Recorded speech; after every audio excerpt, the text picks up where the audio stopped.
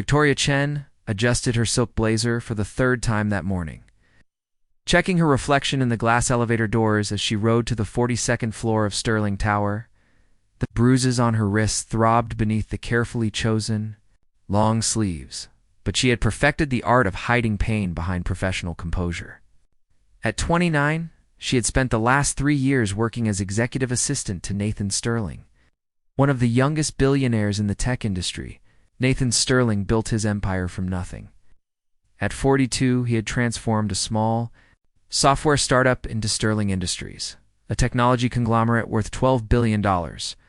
His company developed artificial intelligence solutions for healthcare, revolutionizing how hospitals diagnosed rare diseases and predicted patient outcomes. The Sterling Tower dominated the Seattle skyline, its blue-tinted glass reflecting clouds that drifted across the Pacific Northwest sky. Victoria had joined Sterling Industries after her messy divorce, desperate for stability and a fresh start.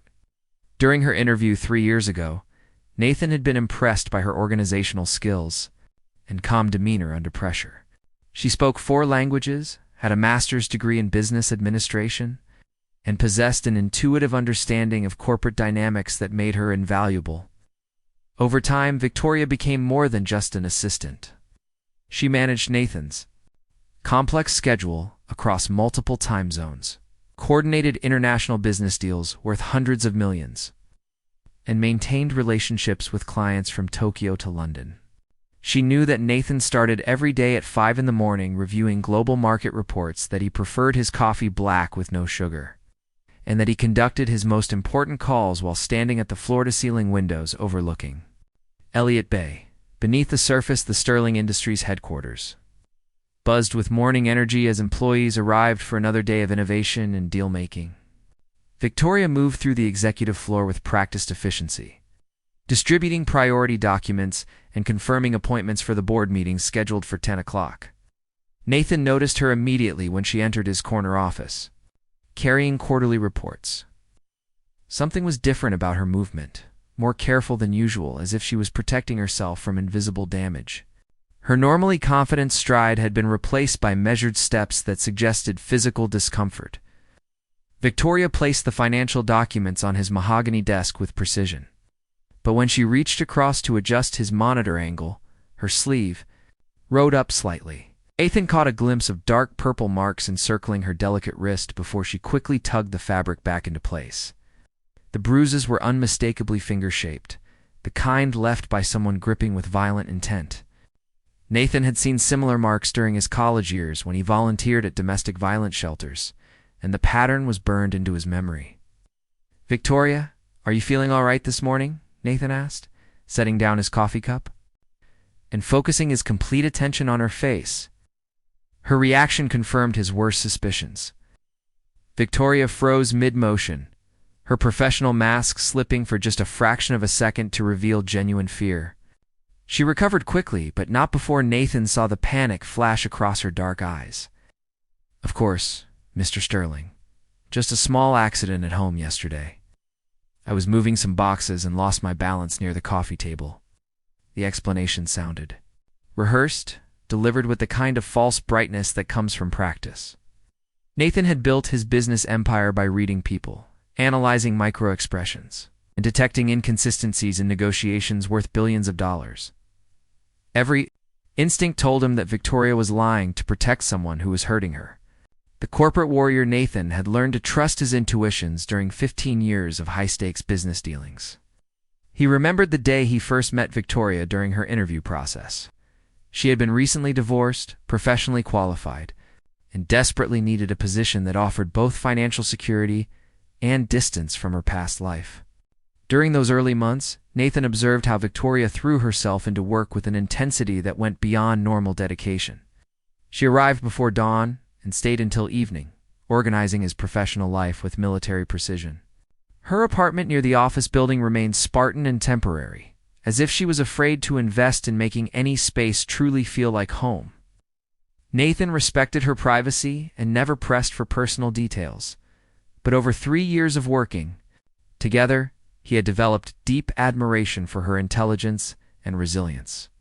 Victoria handled international crises with calm professionalism, negotiated with difficult clients in multiple languages, and managed logistics for product launches that required coordination across 6 continents. More importantly, she had brought stability to Nathan's chaotic executive life. Before Victoria, he had been notorious for missing important calls, double booking appointments, and forgetting social obligations. With her organizational genius, Sterling Industries ran like a precision instrument. Hidden struggles that morning. During the board meeting with 12 senior executives, Nathan found himself studying Victoria instead of focusing on quarterly projections. She sat in her usual position near the conference room entrance, taking detailed notes and managing documents with her characteristic efficiency. But Nathan noticed things others missed.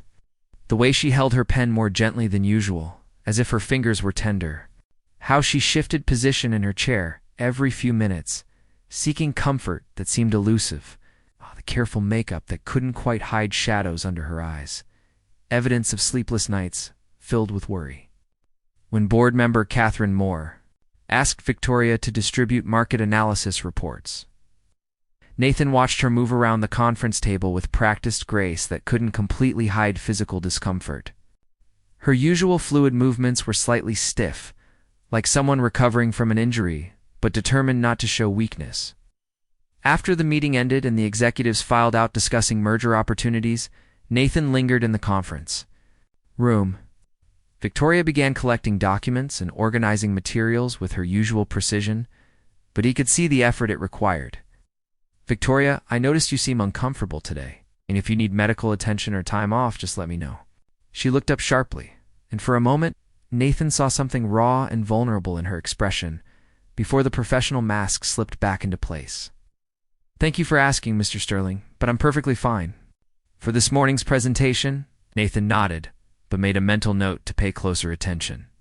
During his rise to billionaire status, he had learned to recognize when people were hiding important information, and Victoria was definitely concealing something significant. The pattern emerges over the next several days, Nathan began noticing. Patterns that painted a disturbing picture. Victoria's phone would buzz during meetings, and she would glance at the screen with visible anxiety. Sometimes her face would go pale after reading a message, and she would excuse herself to the bathroom for longer than necessary. On Wednesday afternoon, Nathan was reviewing patent applications when he heard Victoria's voice in the outer office speaking on the phone. Her tone was different from her usual confident, professional manners, submissive, apologetic, almost pleading. "I understand, but I can't leave work early today. Mr. Sterling has important calls scheduled until 6. Please just give me until this weekend. I promise I'll have everything ready." Nathan couldn't hear the other side of the conversation, but Victoria's responses suggested someone was making unreasonable demands on her time and resources. When she returned to his office 20 minutes later, her hands were trembling slightly as she placed a stack of contracts on his desk. "Everything all right with that call?" Nathan asked casually, pretending to focus on the documents. "Just personal. Business. Nothing important. Would you like me to reschedule your 3 o'clock meeting with the Japanese investors?" The deflection was smooth but unconvincing. Nathan decided that evening to do something he had never done before: a search.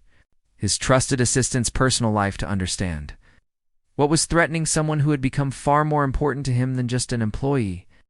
Building trust. Thursday morning brought rain to Seattle, and Victoria arrived at the office with her hair slightly damp despite carrying an umbrella. Nathan noticed that she moved even more carefully than usual, favoring her left side in a way that suggested recent physical trauma. During their daily schedule review, Nathan decided to test her comfort level with personal conversation. They had worked together for 3 years, but their relationship had remained strictly professional, despite the mutual respect and trust that had developed between them. "Victoria, I want you to know that if you ever need anything beyond work-related matters, you can talk to me. We've been working together long enough that I consider you more than just an employee." She looked up from her tablet, surprised by his directness. For a moment, Nathan saw her consider opening up before the familiar walls went back up. "That's very kind of you, Mr. Sterling. I appreciate knowing that." It wasn't a rejection, but it wasn't an invitation either. Nathan recognized that gaining Victoria's trust would require patience and consistent demonstration that he was someone worthy of her confidence. That afternoon, Nathan made a decision. That would change both their lives forever. Contacted Detective Rosa Martinez, private investigator who specialized in corporate security and personal protection cases. If Victoria wouldn't tell him what was happening, he would find out through other means, and then figure out how to help her without violating her privacy or making her situation worse. As the Seattle skyline darkened outside his office windows, Nathan watched Victoria gather her belongings with the same reluctance he had noticed for weeks. She seemed to be dreading whatever awaited her outside the safety of Sterling Tower, and Nathan promised himself that he would find a way to ensure she never had to face that fear alone again. The investigation he was about to launch would reveal secrets that would test everything he thought he knew about strength, courage, and the true meaning of protecting someone you care about. Nathan Sterling stood at his office windows Friday morning, watching Seattle's morning traffic flow far below, while Detective Rosa Martinez delivered her initial findings over the phone. The private investigator had worked through the night gathering information about Victoria's situation. What she discovered made Nathan's stomach turn with anger. "Mr. Sterling, I've confirmed your suspicions about Ms. Chen, her ex-husband. Derek Walsh has been systematically tormenting her for over 2 years since their divorce," Rosa explained in her professional tone. "This isn't just domestic violence. It's a carefully orchestrated campaign of financial and emotional control." Rosa Martinez had 20 years of experience with the Seattle Police Department before starting her private investigation firm. She specialized in cases involving stalking, domestic abuse, and corporate espionage. Her reputation for thorough research and discretion made her the obvious choice when Nathan decided he needed professional help understanding Victoria's situation. "Derek Walsh is unemployed and has serious gambling problems," Rosa continued. "He owes money to several dangerous people around the city. According to court records, he was supposed to pay Victoria's spousal support after their divorce, but instead he's been demanding money from her every month." Nathan clenched his jaw as the detective explained how Derek had manipulated the legal system. The divorce settlement had awarded Victoria their shared apartment, but Derek had used legal technicalities to maintain partial ownership. This gave him the right to show up whenever he wanted, turning what should have been Victoria's safe space into another source of fear: the web of control. James Connor, Nathan's head of security, joined the investigation after Nathan briefed him on Friday afternoon. James was a former military police officer who had protected high-profile executives for 15 years. His network of contacts throughout law enforcement and private security made him invaluable for sensitive situations, requiring both discretion and decisive action. "Boss, I've been watching the building's security footage from the past few weeks," James reported during their meeting in Nathan's private conference room. "Victoria's behavior patterns show classic signs of someone living under constant threat." James had identified several concerning incidents. Victoria frequently checked over her shoulder when entering and leaving the building. She varied her routes to work, never taking the same path twice in a single week. Most tellingly, she always carried her personal belongings in a bag that could be grabbed quickly, as if she might need to run at any moment. "There's more," James continued, pulling up security camera footage on his tablet. "Last Tuesday around noon, a man matching Derek Walsh's description waited across the street for 40 minutes, watching the building entrance. When Victoria went to lunch, he followed her at a distance but didn't approach directly." The footage showed a man in his mid-30s with disheveled brown hair and wrinkled clothes. His body language was predatory, focused entirely on Victoria as she walked to a nearby cafe. Nathan could see the fear in Victoria's posture even through the grainy security feed. She moved quickly, kept her head down, and constantly glanced around as if expecting danger. The neighbors at Countros's investigation had led her to Lisa Park, Victoria's neighbor in the apartment building where the harassment occurred most frequently. Lisa was a retired schoolteacher who had witnessed Derek's behavior firsthand and was eager to help once she understood that someone was finally taking action. "Ms. Park was very forthcoming once I explained the situation," Rosa told Nathan during their Saturday morning phone call. "She's been documenting Derek's visits for months, hoping someone would eventually ask for her observations." Lisa had recorded dates, times, and descriptions of Derek's visits to Victoria's apartment. The pattern was chilling in its consistency. Every Friday evening, Derek would arrive demanding money for what he claimed were shared debts from their marriage. When Victoria couldn't pay the full amount he requested, he became increasingly aggressive. According to Ms. Park, the arguments sometimes lasted for hours, Rosa explained. She could hear Derek shouting accusations, making threats, and occasionally the sound of furniture being knocked over. Victoria never fought back verbally, which suggests she's learned that resistance makes the situation worse. The neighbor had also witnessed Derek waiting in the building's parking garage on several occasions, timing his appearances to coincide with Victoria's arrival home from work. He would emerge from hiding spots to confront her when she was most vulnerable, carrying groceries or work materials that made it difficult for her to escape quickly. Financial extortion. Nathan's business background helped him understand the financial dimension of Derek's control over Victoria. Rose's investigation revealed that Derek had convinced Victoria to take responsibility for debts that were primarily his. Using a combination of legal manipulation and emotional blackmail, Derek filed several frivolous lawsuits against Victoria.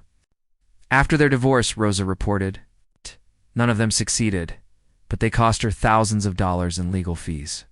Each time she tried to establish boundaries, he would threaten new legal action that she couldn't afford to fight. The most insidious aspect was Derek's claim that Victoria owed him reimbursement for money he had spent on her during their marriage. He had kept detailed records of gifts, vacations, and household purchases, demanding repayment with interest calculated according to his own arbitrary system. He's essentially created a debt that can never be fully repaid, Rosa explained.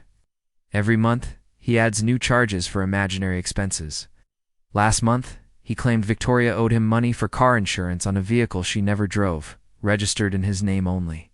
Nathan realized that Derek's financial demands served multiple purposes, kept Victoria financially stressed and dependent, prevented her from saving money that might enable her to relocate, and provided justification for his regular intrusions into her life, the gambling connection. James Connor's investigation into Derek's associates revealed connections to underground gambling operations that explained the escalation in his desperation. Derek owed substantial money to people who didn't accept excuses or payment plans. Guys in deep with some serious operators, James explained during their Monday morning briefing. He's been betting on sports through illegal bookmakers, trying to win big enough to solve all his problems at once. Instead, he's just digging himself deeper into debt. Derek's gambling addiction had cost him his job at a local auto repair shop 6 months earlier. His supervisor had fired him after discovering that Derek was using company computers to place bets during work hours and had stolen small amounts of cash from the register to cover losing bets. Without steady income, he's become completely dependent on the money he extorts from Victoria, James continued, but it's not nearly enough to cover his debts. The pressure from his creditors is making him increasingly dangerous and unpredictable. Nathan understood that Derek's financial desperation created a ticking time bomb. Men like Derek became most violent when they felt cornered, and his creditors wouldn't wait forever for payment. The psychological warfare. Dr. Rebecca Thompson, a trauma specialist Nathan consulted confidentially, helped him understand the psychological dynamics that kept Victoria trapped in the cycle of abuse. Nathan wanted to comprehend the full scope of what Victoria was experiencing before taking any action that might inadvertently make her situation worse. Abusers like Derek use systematic psychological tactics to maintain control. Dr. Thompson explained during their private consultation. They isolate their victims, undermine their self-confidence, and create a state of learned helplessness where the victim believes resistance will only lead to worse consequences. The doctor helped Nathan recognize that Victoria's reluctance to seek help wasn't weakness, but a rational response to years of conditioning. Derek had trained her to believe that any attempt to escape his control would result in escalated punishment.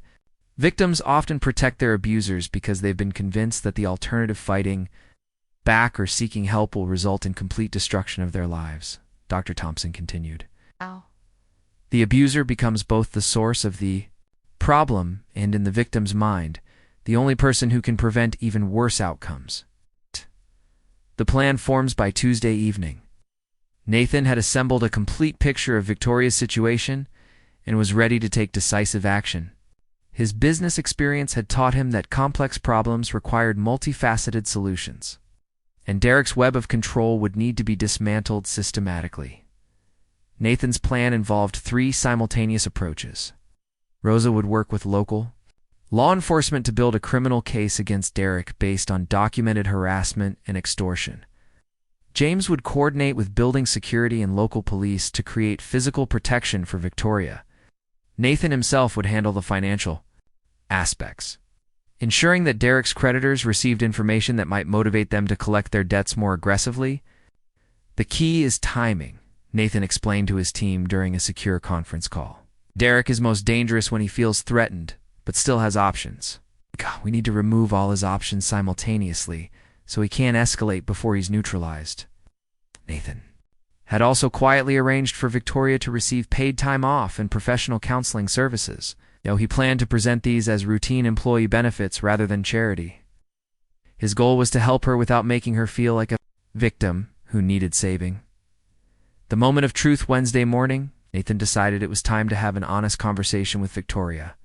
He had gathered enough evidence to take action, whether she cooperated or not, but he preferred to proceed with her knowledge and consent. When Victoria arrived at work, Nathan could see that she was struggling more than usual. Her makeup couldn't hide a bruise along her jawline, and she winced slightly when sitting down at her desk. Derek had clearly escalated his violence over the weekend, making Nathan's intervention even more urgent. "Victoria, could you come into my office for a few minutes? I'd like to discuss something important with you."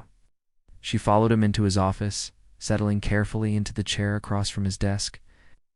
Nathan had rehearsed this conversation, but facing her directly, seeing the fear and exhaustion in her eyes, made his prepared words seem inadequate. "I know about Derek," Nathan said simply. "I know he's been hurting you, taking your money, and threatening you. I want to help, but I need you to trust me enough to let me." Victoria's carefully maintained composure cracked completely. Tears spilled down her cheeks as 3 years of hidden pain finally found expression in the presence of someone who offered genuine protection, without judgment. The truth was about to emerge, and Nathan was prepared to use every resource at his disposal to ensure that Victoria would never again have to hide her pain behind professional smiles and long-sleeved blazers. Victoria sat in Nathan's office, tears streaming down her face as 3 years of carefully guarded secrets finally spilled out. The weight of hiding her pain had become unbearable, and Nathan's gentle persistence had created the first safe space she had experienced since her marriage ended. "Derek never accepted that our marriage was over," Victoria began, her voice barely above a whisper. "When I filed for divorce, he made it clear that leaving him would come with consequences that would last forever." Nathan listened without interruption as Victoria described the systematic campaign of terror that had dominated her life. Derek had used their shared financial history to create artificial debts that kept her trapped in cycles of payment and punishment. Every month, he would appear at her apartment with new demands, new threats, and new justifications for maintaining control over her life. "He convinced me that I was worthless, that no one else would ever want me, that I should be grateful he was willing to deal with someone as damaged as me," Victoria continued. "After hearing it for years, part of me started believing it." The physical abuse had escalated gradually. Ow. Derek started with intimidation tactics, standing too close, gripping her arms during conversations, pushing her against walls during arguments. When Victoria tried to establish boundaries, he would remind her of her financial obligations and threaten to make her life more difficult through legal harassment. "Last weekend was the worst it's ever been," Victoria admitted unconsciously, touching the bruise on her jawline. "He was angry because some men came to his apartment looking for money he owes them. When I couldn't give him the full amount he demanded, he lost control completely." Nathan felt his hands tighten into fists as Victoria described the assault.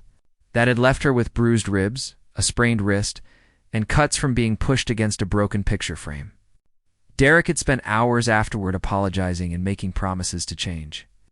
Following the classic cycle of abuse that kept victims emotionally confused and hopeful, assembling the team Thursday afternoon, Nathan convened a meeting in his secure conference room with Rosa Martinez, James Connor, and his company's legal counsel, Patricia Williams. Judge Williams had recently retired from family court and now worked as a consultant on cases involving domestic violence and legal advocacy for abuse survivors. "We have enough evidence for criminal charges," Rosa reported, spreading photographs and documentation across the conference table. Derek's pattern of harassment is well documented through witness statements, text messages Victoria saved, and security camera footage from her building. Judge Williams reviewed the evidence with the practiced eye of someone who had handled hundreds of domestic violence cases during her career. "This is a strong case for stalking, extortion, and assault charges. The financial manipulation alone could result in significant jail time." James had developed a comprehensive security plan to protect Victoria during the legal process. Have plainclothes officers monitoring her apartment building and discreet security escorts for her daily commute. Derek won't be able to approach her without being arrested immediately. Nathan had also contacted Michael Torres, financial investigator who specialized in tracking hidden assets and illegal gambling debts. Michael's research revealed that Derek owed money to at least 4 different creditors, including some with connections to organized crime. Derek's character is living on borrowed time, Michael explained. His gambling debts have reached the point where his creditors are demanding immediate payment. He's been using money from Victoria to make partial payments, but it's not enough to satisfy his obligations. The legal strategy: Judge Williams outlined a legal strategy that would neutralize Derek's ability to continue his harassment while ensuring Victoria's safety throughout the process. The approach involved filing multiple charges simultaneously. To prevent Derek from having time to retaliate before being arrested, we'll start with a restraining order based on documented threats and physical evidence of assault, Judge Williams explained. Simultaneously, we'll file criminal charges for stalking, extortion, and domestic violence. The district attorney's office has agreed to treat this as a high-priority case. The judge had also identified legal remedies for Derek's financial manipulation. Victoria can petition the court to void the artificial debts Derek created after their divorce. A forensic accountant will review their financial history and demonstrate that Derek's claims are fraudulent. Nathan had quietly hired one of Seattle's most respected family law firms to represent Victoria pro bono, though he planned to present this as community service from attorneys who specialized in domestic violence cases. The restraining order will be served Friday morning, Judge Williams continued. Derek will be prohibited from contacting Victoria directly or indirectly, approaching her home or workplace, and making any financial demands. Violation of the order will result in immediate arrest. The confrontation Friday morning at exactly 9 o'clock, Derek received simultaneous visits from process servers, police officers, and representatives from 2 of his largest creditors. Nathan had coordinated the timing to ensure Derek would be completely overwhelmed and unable to focus on retaliating against. Victoria Rosa monitored the situation from her car outside Derek's temporary residence, a rundown motel where he had been living since losing his apartment to unpaid rent. Her radio crackled with updates from the various teams involved in the operation. Subject received restraining order at 9:03, came the first report. He attempted to argue with the process server, but was informed that violation would result in immediate arrest. At 9:15, 2 police officers arrived to serve Derek with papers related to the criminal charges being filed against him. Detective Maria Santos, who specialized in domestic violence cases, explained that Derek would need to appear in court within 72 hours to answer for stalking and extortion charges. Derek became agitated when he realized the scope of the legal action, Detective Santos reported to Rosa. He kept asking who was paying for Victoria's legal representation, suggesting he knows she couldn't afford this level of professional help on her own. The final piece of Nathan's coordinated strategy arrived at 9:30, when Michael Torres appeared with representatives from Derek's gambling creditors. They informed Derek that his debt had been sold to a collection agency that specialized in aggressive recovery methods, and that partial payments were no longer acceptable. Victoria's liberation, meanwhile, Victoria was experiencing her first day of freedom in over 2 years. Nathan had arranged for her to work from a secure location within Sterling Tower while the legal process unfolded, ensuring that Derek couldn't locate or approach her during the vulnerable transition period. Keep waiting for the other shoe. to drop, Victoria confided to Nathan during lunch in the executive dining room. It feels too good to be true that he can't just show up and demand money whenever he wants. Nathan had spent considerable time that week, helping Victoria understand that her freedom was real and permanent. Derek's ability to control her life had been systematically dismantled through legal and financial means that he couldn't reverse or circumvent. Derek has lost all his leverage over you, Nathan explained patiently. The restraining order makes it illegal for him to contact you. Criminal charges will likely result in jail time. His creditors are now focused on collecting from him directly, rather than allowing him to extract money from you. Victoria was still processing the psychological shift from victim to survivor.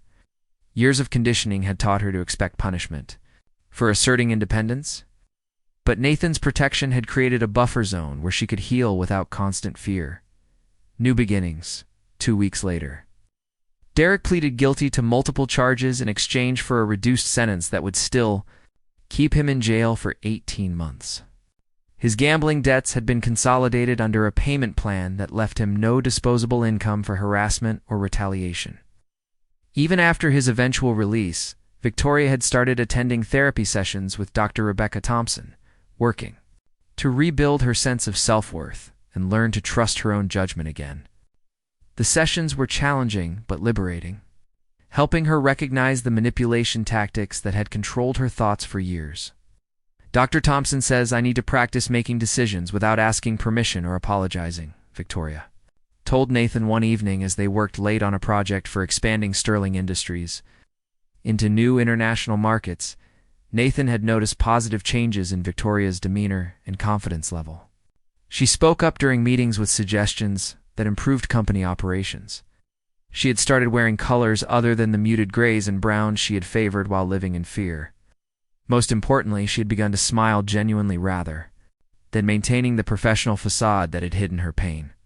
I have something to discuss with you, Nathan said, setting aside the market analysis reports they had been reviewing. These past few weeks, seeing you reclaim your strength and confidence has made me realize something important. Victoria looked up from her laptop, curiosity replacing the automatic tension that used to appear whenever someone wanted to have a serious conversation. Working together through this crisis showed me that what I feel for you goes beyond professional respect, Nathan continued carefully. I care about you as a person, not just as an employee. But I want you to know there's no pressure or expectation. Your job is secure regardless, and our friendship matters more than anything else. The future unfolds, Victoria considered Nathan's words for a long moment, processing feelings she had been afraid to acknowledge even to herself. During their collaboration to end Derek's control, she had seen Nathan's integrity, compassion, and strength in ways that went far beyond his business reputation. I care about you too, Victoria admitted, but Dr. Thompson warned me that my judgment about relationships might not be reliable yet. I spent so many years having my reality distorted that I need time to learn to trust my own feelings again. Nathan nodded, understanding.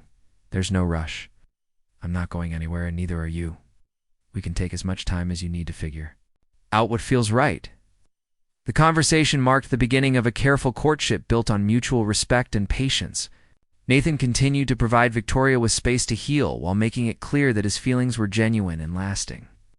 Victoria gradually learned to distinguish between love and control, between protection and possession. 6 months later, Victoria had transformed from a woman hiding bruises under long sleeves into someone who radiated confidence and purpose. She had been promoted to Director of International Relations at Sterling Industries, a position that utilized her linguistic skills and cultural intelligence to expand the company's global reach. Derek remained in jail, his gambling addiction being treated through court-mandated counseling programs. His creditors had written off his debts as uncollectible, removing the financial pressure that had driven much of his desperate behavior. I never thought I could feel this safe, Victoria told Nathan one evening as they stood on the observation deck of Sterling Tower, watching sunset paint the Seattle skyline in shades of gold and crimson. Nathan put his arm around her shoulders, marveling at how naturally she leaned into his embrace. You were always strong enough to survive this. You just needed someone to remind you of your own power. Victoria looked up at him, seeing in his eyes the same genuine affection she had learned to trust over months of patient courtship. "Thank you for seeing the person I could become instead of just the victim I was." Their kiss was gentle, unhurried, and full of promise for a future built on love rather than fear, trust rather than control, and the shared understanding that true strength sometimes means knowing when to accept help from someone who truly cares about your well-being.